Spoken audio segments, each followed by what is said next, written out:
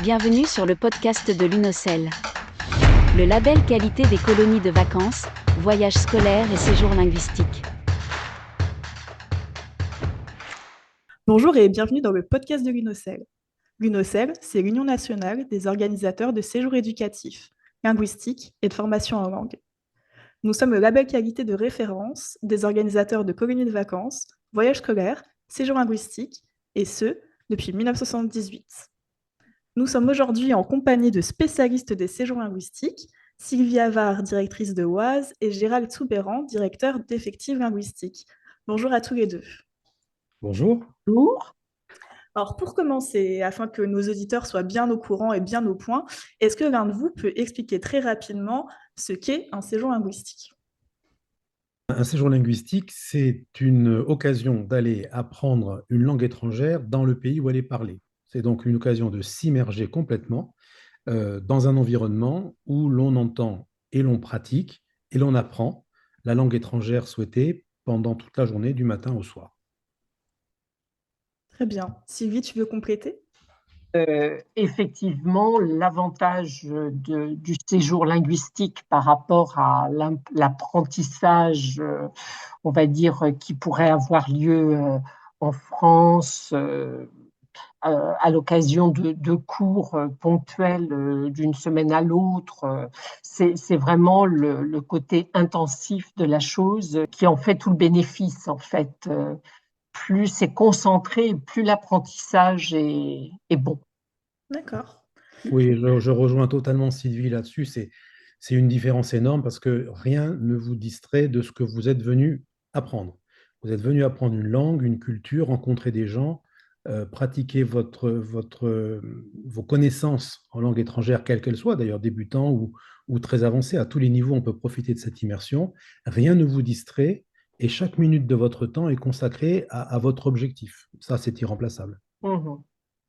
Sans compter qu'une langue, c'est quelque chose de vivant et il y a tout cet aspect culturel, hein, ces rencontres qui font la richesse de l'apprentissage et qui donnent du sens à l'apprentissage. Vous avez tous les deux une belle carrière dans le secteur des séjours linguistiques. Vous êtes des experts de ce domaine. Pourquoi l'avoir choisi au départ? Qu'est-ce qui vous plaît le plus dans le secteur des séjours linguistiques? Alors, pour ma part, j'étais enseignante et j'ai beaucoup aimé. Enfin, c'est également mes études qui m'ont conduite à partir en Angleterre. J'ai beaucoup aimé et puis les hasards de la vie font que je suis restée ensuite dans le secteur du linguistique et j'ai été toujours très épanouie au cours de ma carrière parce que j'ai trouvé ça très intéressant, ben justement encore plus porteur de sens que le simple enseignement dans une classe. Et j'ai exactement le même historique que Sylvie. Ma formation au départ, c'était professeur d'anglais. C'était vraiment la carrière à laquelle je me destinais et destinais puis avec ferveur. Et jusqu'au jour où j'ai commencé, à l'occasion de vacances d'été, quand j'étais en fin d'études, à accompagner des groupes de jeunes Français. À l'époque, c'était les groupes de jeunes Français accompagnés par des enseignants français en Angleterre pour une très grosse organisation internationale à l'époque. Et ça m'a fait découvrir une autre facette du métier, de l'enseignement des langues. Et j'ai décidé que j'en ferais ma carrière, vraiment. Donc, après quelques années dans cet organisme de séjour linguistique, j'ai décidé de créer Effective. Ça fait maintenant 33 ans et j'en suis ravi parce que, comme le disait Sylvie tout à l'heure, on voit le résultat de notre travail. On voit vraiment la progression de nos élèves, qu'ils soient adultes, scolaires, étudiants, entre leur arrivée sur place au début de l'immersion et la fin de leur séjour. On ne se lasse jamais de voir ces résultats année après année. Oui, puis j'imagine qu'il y a la reconnaissance aussi des étudiants de voir ces progrès aussi, qui est présente. Exactement, je voyais là, je parlais juste avant notre petit entretien à une maman qui me disait que son fils venait d'intégrer une grande école d'ingénieurs et grâce aux langues qui ont fait la différence, il a eu une note de 20 en fait, qui lui a permis d'intégrer. Et cette reconnaissance-là des parents ou des jeunes, c'est vraiment précieux, quoi. Ça fait plaisir et c'est ce qui nous motive à faire ce travail. On a aussi la chance de, de pouvoir faire comment dire, une analyse, des conseils personnalisés, alors que dans une classe, bah, souvent on a 30-35 élèves. Pour les professeurs dans ces classes, bah, c'est beaucoup plus compliqué, quoi, hein. Et puis, ils n'ont pas beaucoup d'heures d'anglais à l'école, donc l'un plus l'autre, c'est compliqué. Vous écoutez le podcast de l'UNOCEL.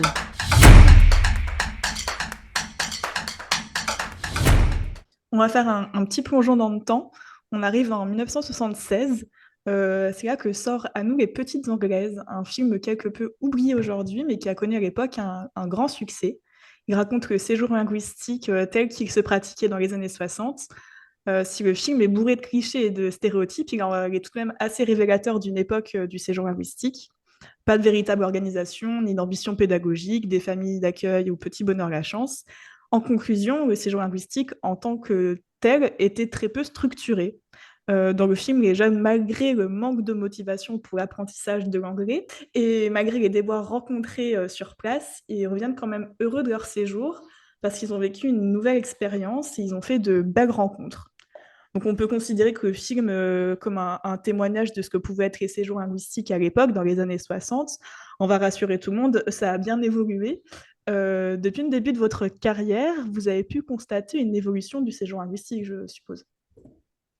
Anglaise, c'était une époque. C'était l'époque, on en parlait tout à l'heure, des colonies de vacances en groupe de Français qui partaient de la gare Saint-Lazare, qui prenaient le ferry, qui effectivement parlaient un petit peu anglais de temps en temps sur place. Mais voilà, comme vous le disiez à l'instant, c'était pas du tout dans le même esprit qu'aujourd'hui. Et après, je pense effectivement, Sylvie, qu'on peut dire que les choses ont pas mal changé. Ah oui, complètement, complètement. Alors, je pense qu'on y fait toujours de belles rencontres, hein. Les jeunes le signalent, le disent, surtout qu'il y a ce côté international aussi souvent qui est plaisant. Mais il est vrai que c'est beaucoup plus structuré aujourd'hui. Alors après, les parents, enfin les familles font des choix à l'avance. Je crois qu'ils sont beaucoup plus éclairés sur ce qu'ils vont acheter et du coup ce qui les attend à l'arrivée. Pour certains, ce sera un stage avec un peu d'anglais et puis des activités culturelles ou sportives diverses. Pour d'autres, ça va être des stages beaucoup plus, on va dire, orientés études de la langue. Et du coup avec des objectifs tels que passer des certifications, des examens. Mais donc tout est beaucoup plus structuré et je pense que ceux qui choisissent aujourd'hui un séjour linguistique le font quand même pour obtenir des résultats, des progrès.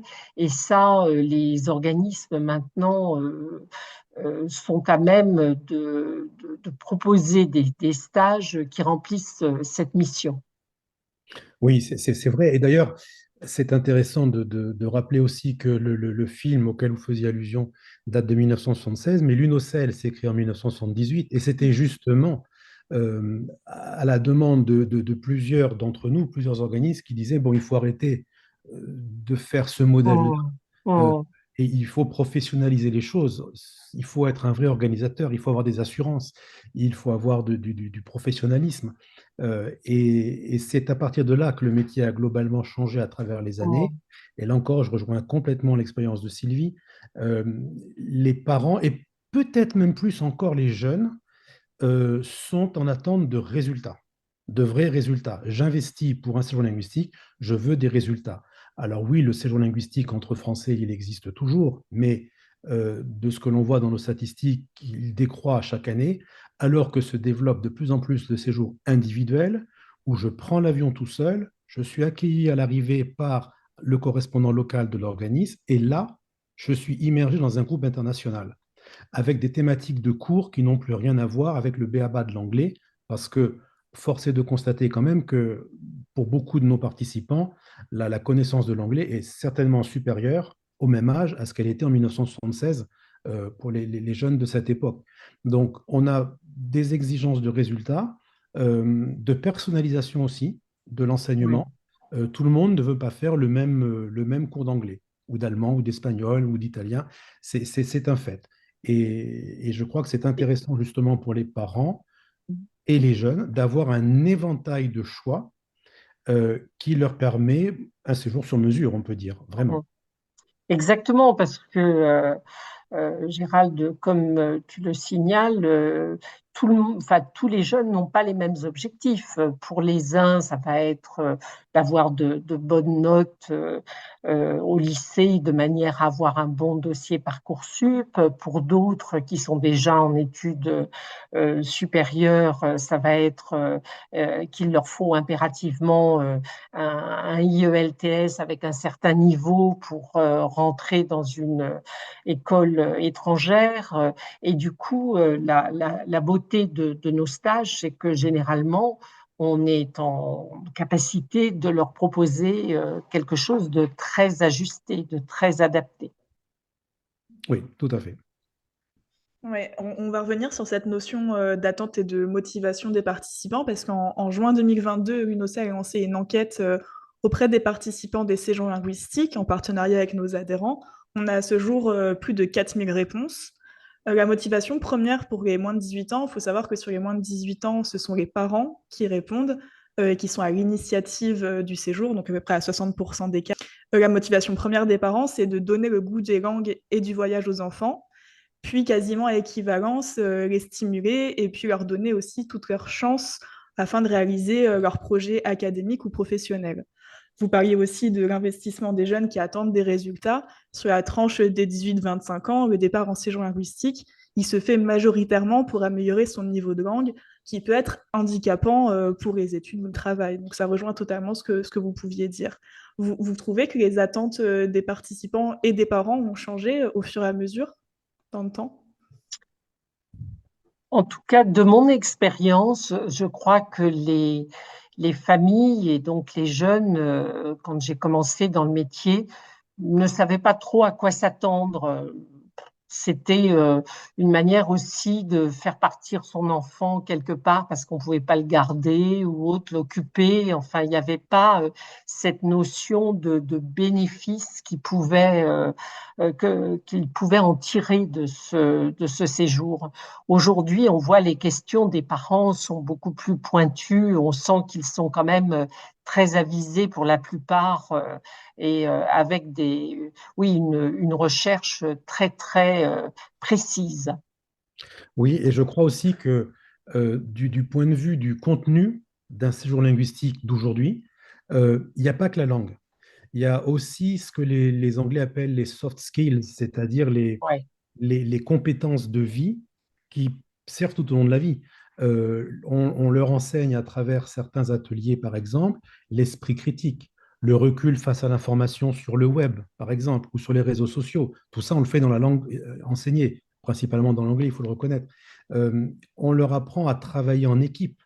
Quand vous avez un séjour dont le thème va être, je ne sais pas, l'environnement et qu'est-ce qu'on peut faire à notre niveau sur la planète, tout ça en anglais, avec des débutants, comme avec des intermédiaires, comme avec des avancés, et que vous commencez à travailler, à réfléchir à des idées, à les exprimer avec un Polonais, un Russe, un Italien, un Espagnol, un Allemand, un Scandinave, que vous commencez à travailler ensemble en équipe à 14 ans ou à 15 ans, mais vous faites un sacré pas en avant quand même. Et ça, je pense que cette dimension-là n'existait pas avant les récentes années. C'est beaucoup plus qu'un cours de langue finalement. C'est presque un moment, ces 15 jours ou 3 semaines de séjour linguistique, de développement personnel, quel que soit l'âge de l'enfant, je crois, vraiment. Oui, je le pense aussi. Enfin, pour la plupart, en tout cas, des programmes proposés, ça va au-delà de la dimension apprentissage d'une langue, quoi, de la grammaire et du vocabulaire. C'est évident. Et puis ce sont des compétences, entre guillemets, qui sont aujourd'hui beaucoup demandées dans le monde professionnel aussi. Ça permet de Ex- s'adapter et d'avoir l'esprit ouvert. Ah oui, tout à fait. Exactement. Ah oui. Il existe des programmes même au niveau de l'âge de la seconde, de la première, de la terminale. Il existe des programmes de préparation à l'université, des mini-MBA, des programmes basés sur les techniques du journalisme, sur le théâtre. Il n'y a rien de mieux que du théâtre en anglais pour acquérir de l'assurance. Parce qu'en fait, dans ces programmes qui sont vraiment en immersion totale et vraiment en immersion internationale, le premier résultat qu'on peut attendre, c'est qu'un jeune ou un adulte d'ailleurs, ça vaut pour les deux, acquiert de l'assurance et Oui. finissent par parler la langue étrangère avec la même assurance qu'il parle sa langue maternelle et qu'il devienne crédible. C'est ça aussi la nouvelle dimension, je crois, des séjours linguistiques et ça concerne vraiment tous les âges. Voilà. N'est-ce pas, Sylvie? Crédible et audible à l'international, Oui, effectivement, oui, euh, parce que les jeunes aujourd'hui vont être amenés pour leur vie professionnelle à échanger, comme tu le disais, avec toutes sortes de nationalités.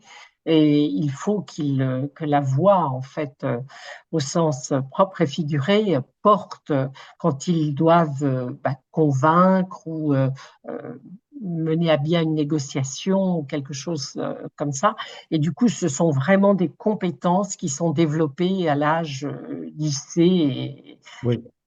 dès l'âge lycée, voire même collège, hein. Alors, pas de la même manière, c'est pas appréhendé de la même façon, mais c'est déjà présent. Tout à fait. Vous écoutez le podcast de l'UNOCEL.